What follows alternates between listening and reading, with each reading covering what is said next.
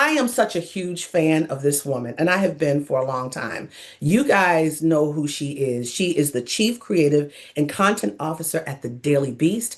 I remember her when she was on Project Runway. Remember that too? Her name is Joanna Cole. Hello, Joanna Coles, thank you for joining me. I am so honored today to have you. How are you? I'm good, and I've got my tea, April, and I'm ready to get into it. What a big day. What a big, I mean, Yes. where does one even begin? But I'm glad you're as excited as I am by this Niagara Falls of news. Come on, Niagara. Look at she's got wit, she's got character. That's the great Joanna Coles. Yes. So listen. It's the weary Joanna Coles. It's the weary Joanna Coles who every day I come in and I think today I would like an easy day. It never happens, April. It It never never happens. happens. And so here's the thing. Did you know last night when he was delivering that speech that Pam Bondi was fired? I did Because not know last night. Although I will say that my co-host on Inside Trump's Head, a podcast I do with Michael Wolff, had been predicting it for some time. So I don't think it was a huge surprise. But what's kind of crazy is just the news cycle of Brian Noem's, bespoke needs, followed by Trump stalking out of the Supreme Court, as you just said. yes. Of the war speech, which he obviously didn't want to give. And someone had said, you have to explain why you are doing this because nobody understands. And then Pam Bondi. So I feel like the Pam Bondi firing, the timing of it was to take the emphasis of last night's speech, which was really very half-hearted. And remember the Trump we saw during the State of the Union, where he went on for an hour and 47 Too minutes. long. Too long. Well, way too long. But last night was, I think, 20 minutes. And he felt like a man at sea, clinging to that podium.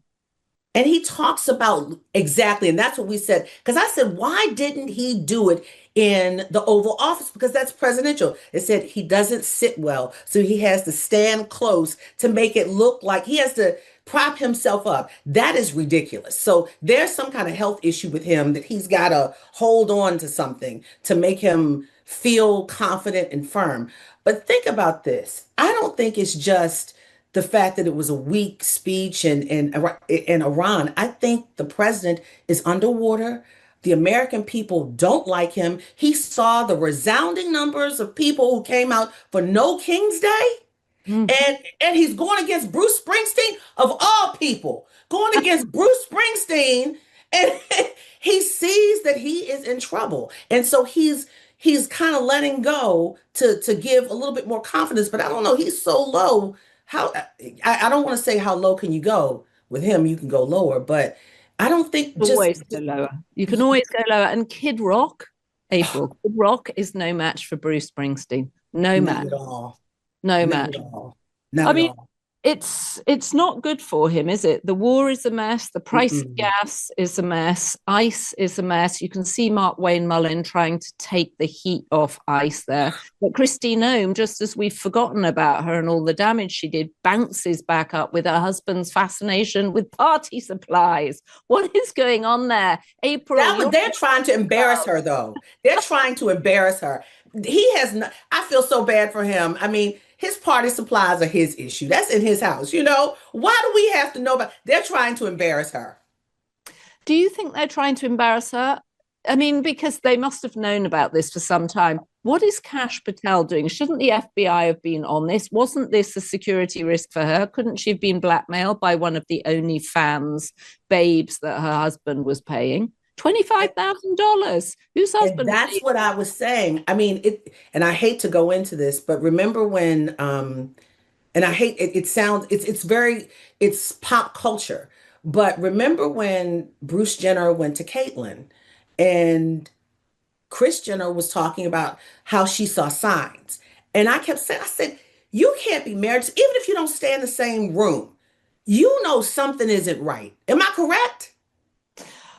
It's not clear to me that you always know something isn't right, but she may have just been very focused on what she was doing, allegedly, with Corey Lewandowski. The Mile High Club was active. Yes, it was.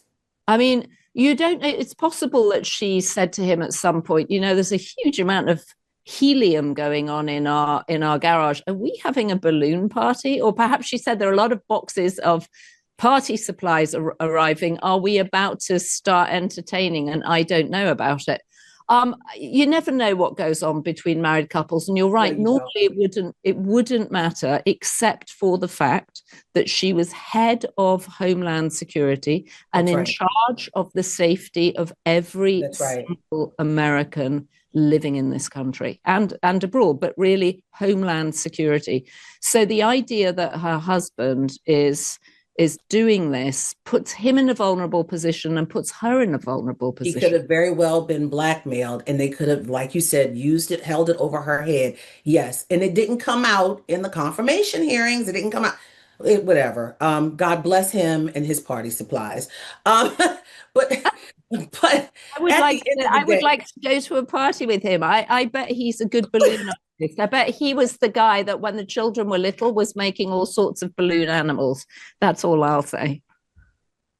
Okay, so in the trending topic, someone says Bondi joins Elise Stefanik and Kristi Noem under the bus. Stuart says Cash's eyes see into the future. He's next. Ooh. Deborah. Kash is next. I wonder if Kash is next. Clearly, Kash is vulnerable, right? The chugging. I mean, I am outraged, and I am sure you will be too, because she's a news colleague, that Kash Patel was chugging beer with the men's Olympic team when Savannah Guthrie was looking for her mother. That is the FBI director's job. Find this 84-year-old woman who's gone missing without a trace. Have your team on that story. I mean, you know, why are you taking the FBI jet around America with your country and Western girlfriend when you should be finding Mrs. Guthrie? I think every family in this country is outraged by that story and the fact that there has been not a single trace, and Kash Patel couldn't be less interested. Yeah, and and I'm glad you brought that up because I sat next to Savannah many times for a couple of years at the White House when she used to cover the White House. In my heart, I could not imagine. And she's supposed to come back to work very soon.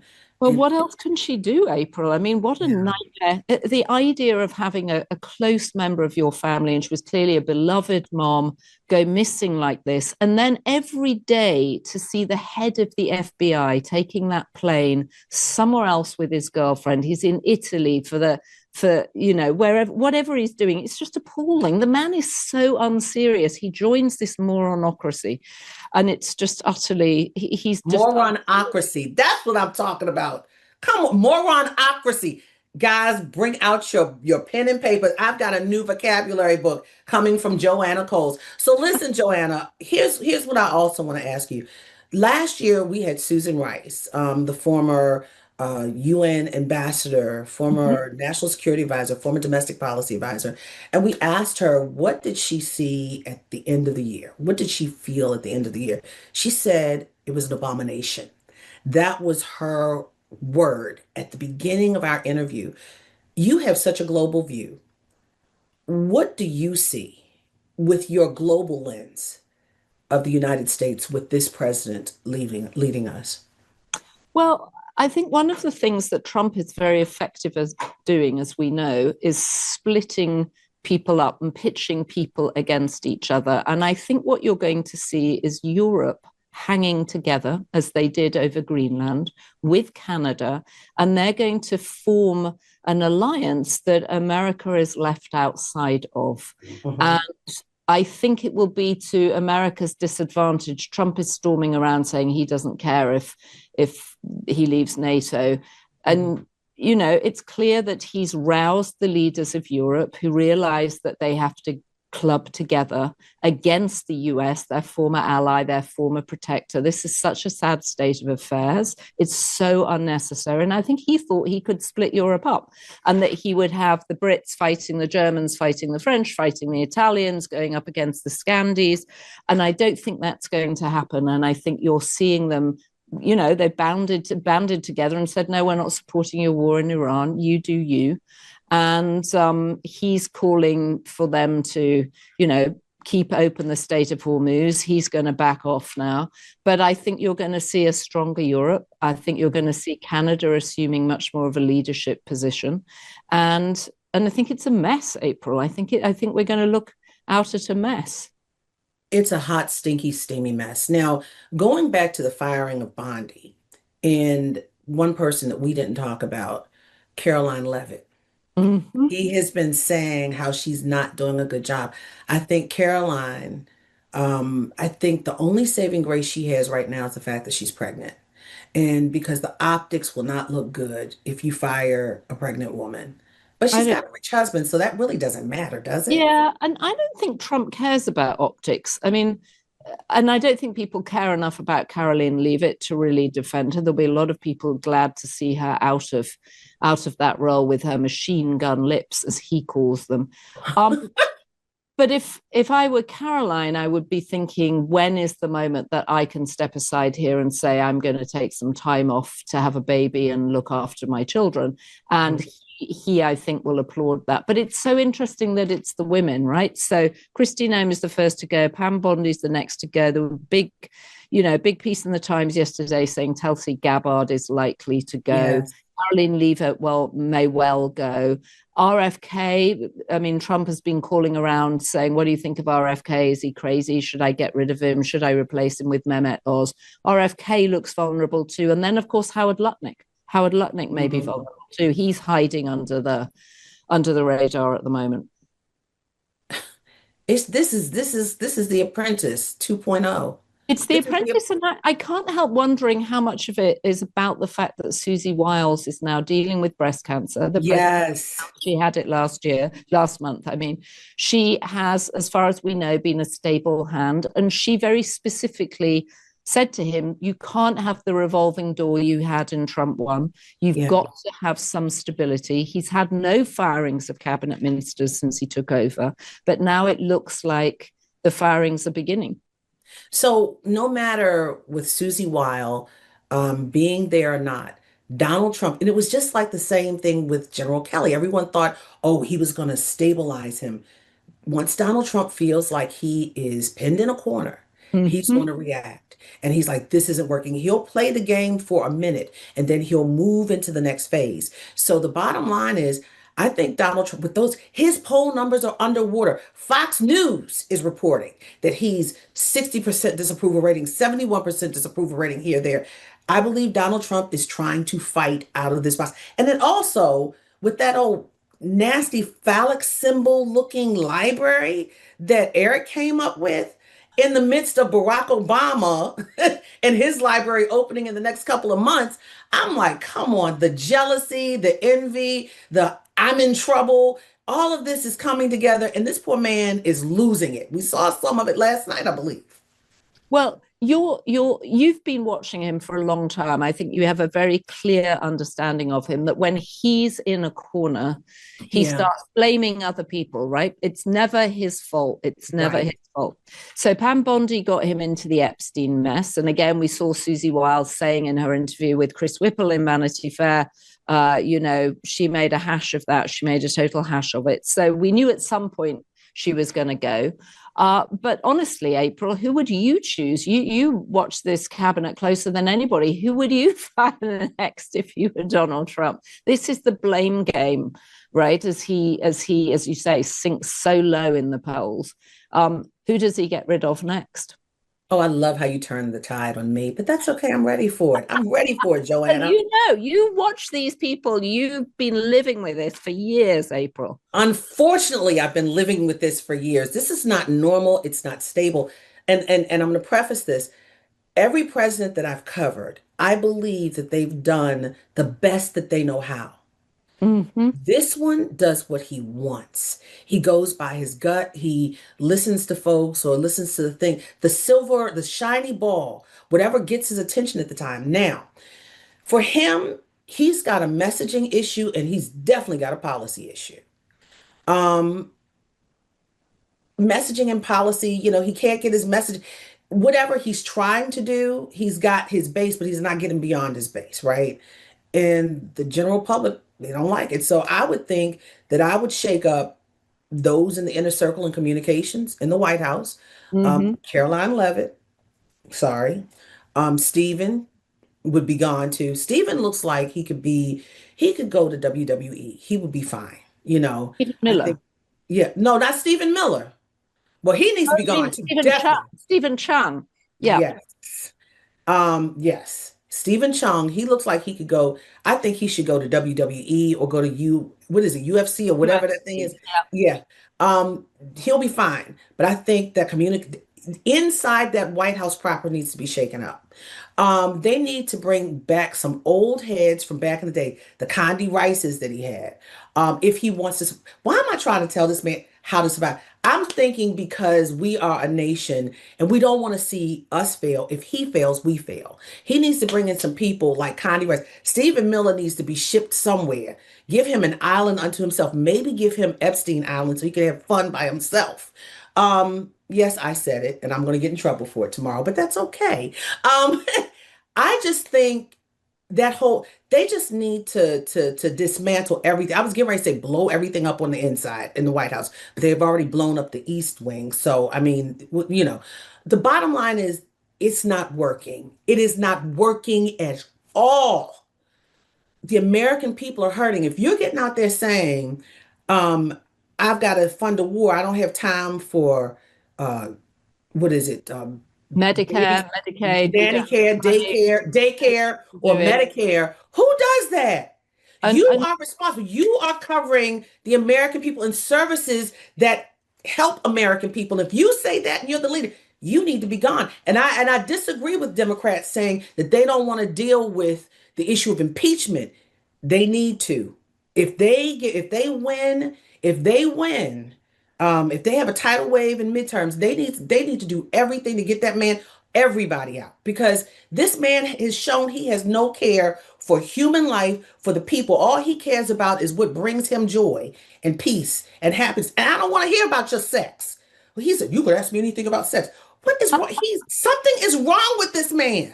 well, we that's the perfect distillation. I mean, I do think that he's got himself into. You said he was backed into a corner on this war.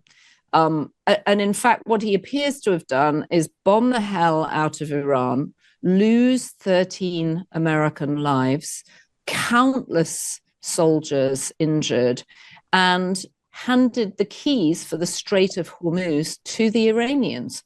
No one had even heard of the Strait of Hormuz and understood that it was a choke point for 20% of the world's oil supplies until Trump starts bombing, and the Iranians realize that in a David and Goliath type battle, the Strait of Hormuz turns out to be the catapult with the stone in it. And so Trump is now in a very tricky position. He started a war that his base doesn't want. He's caught saying that we can't afford to fund kindergarten or Medicare or Medicaid, and that will have to come out of the states and they'll have to tax people for it. And then, of course, realizing what he said, well, maybe we'll give them a break on the taxes from the federal, but that his job is to be doing wars. Nobody wanted this war, and there's a reason why the 5 previous presidents haven't gone to war with Iran. That's right. He's so smart, and he loves to do nothing other than diss previous presidents. You heard him go after Obama last night in his strangely won speech. But he's trapped. He's totally trapped by this war, and you can't just announce mission accomplished and back off. This is the one where I think he's gone too far. We are war weary. When George W. Bush was in war, people were tired. When he was leaving, when he had that second term, he didn't even know that the price of gas was reaching $4 a gallon. Right. Do you remember that when someone said to him, and he looked utterly It was shocked? Peter Mayer from Yep. CBS at the time. I remember we were in the Rose Garden, and he said he didn't. Right, he was tone deaf. He didn't have a connection to the pain of the American people. This president does not have a connection to the pain of the American people. You still have people who cannot afford health care. They're making decisions. Do I have health care or do I pay this? Now people are like, do I drive to work? Do I get an EV? Do I get an electric vehicle? People are stuck right now. And this president does not care.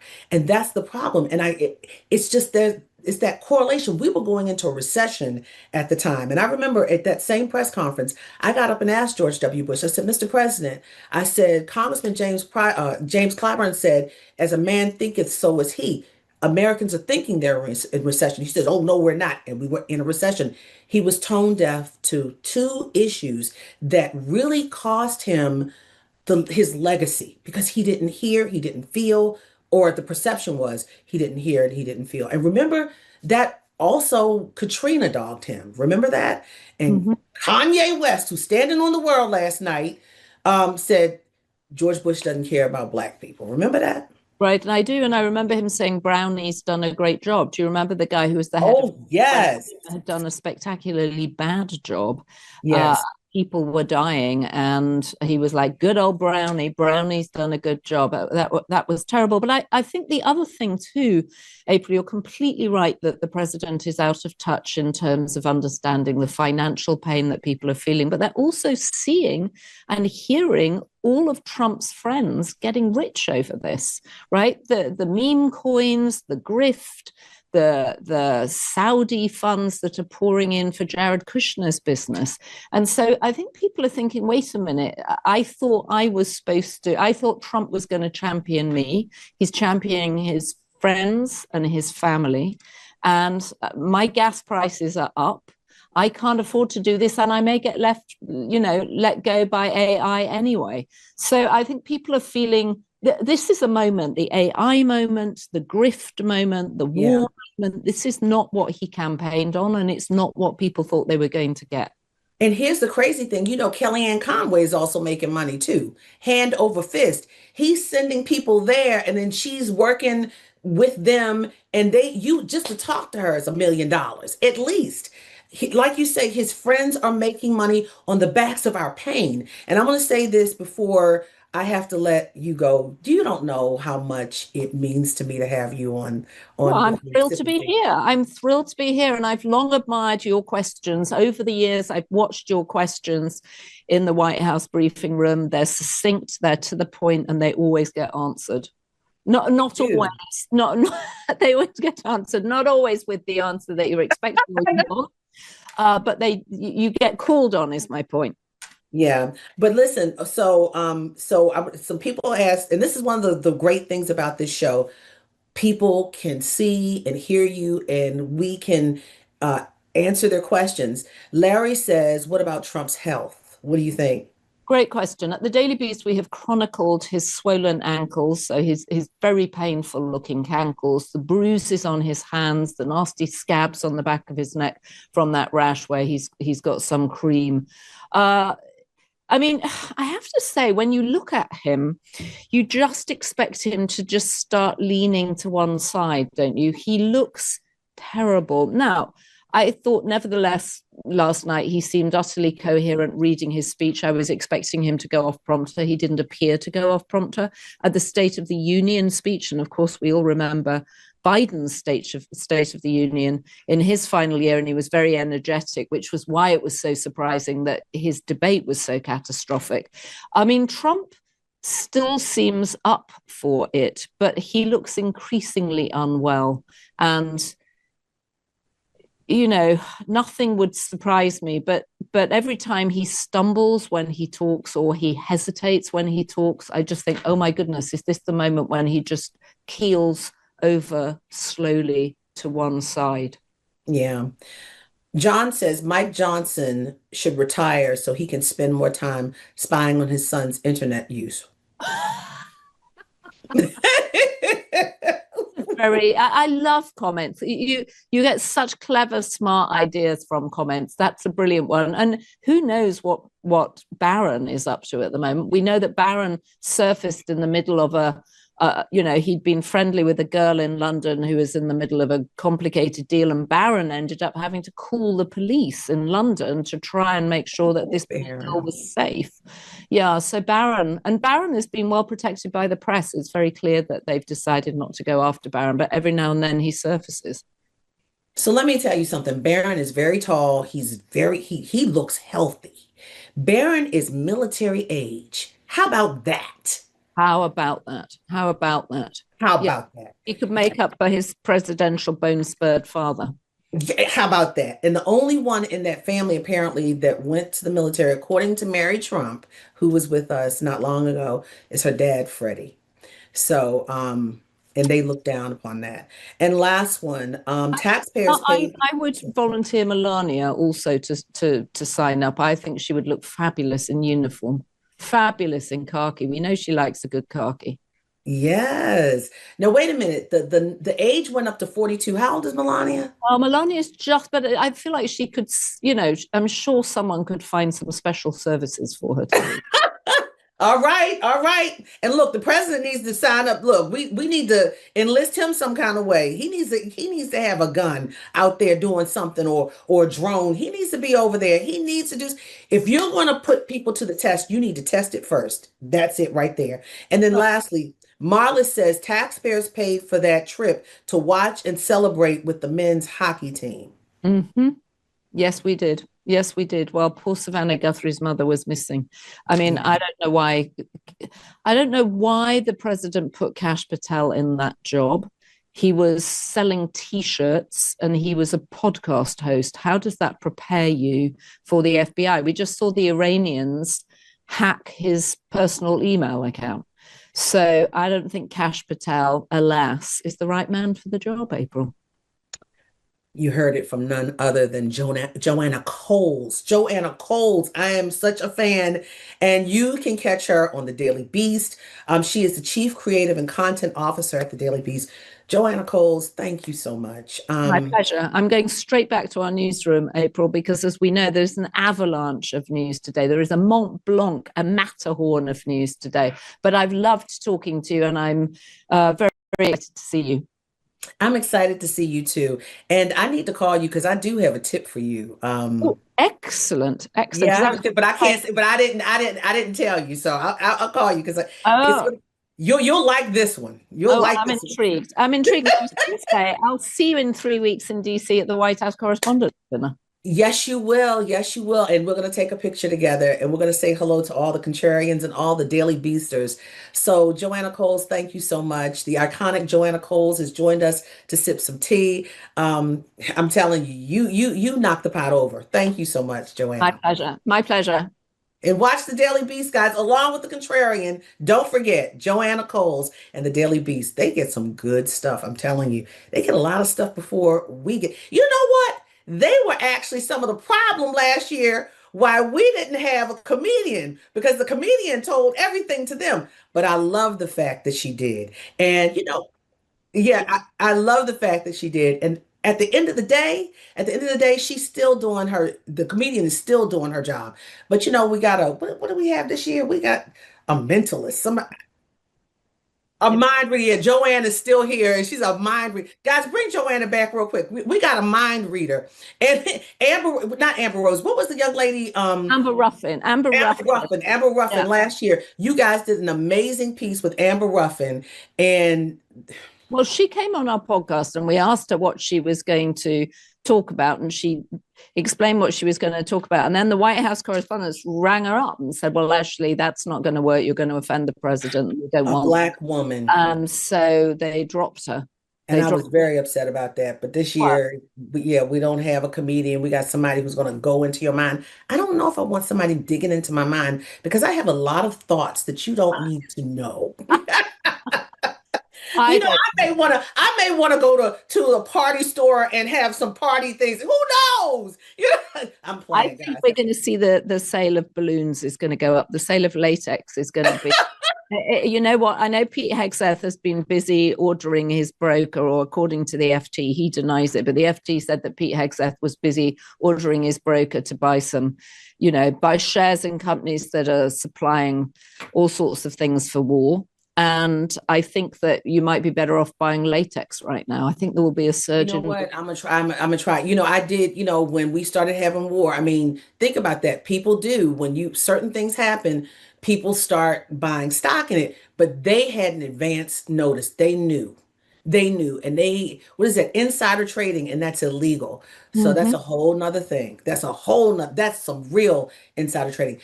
I'm gonna see you. We're gonna talk about the mentalist when we see each other at the end of the month. That's gonna be very interesting. I hope he's funny. God knows. You be good, Joanna. All right. Thank you. Stay safe and we'll talk tomorrow. Yes, we will. Yes, we will. Take care. Guys, thanks for showing up for Joanna. She is amazing. Again, watch The Contrarian and watch The Daily Beast. She's amazing.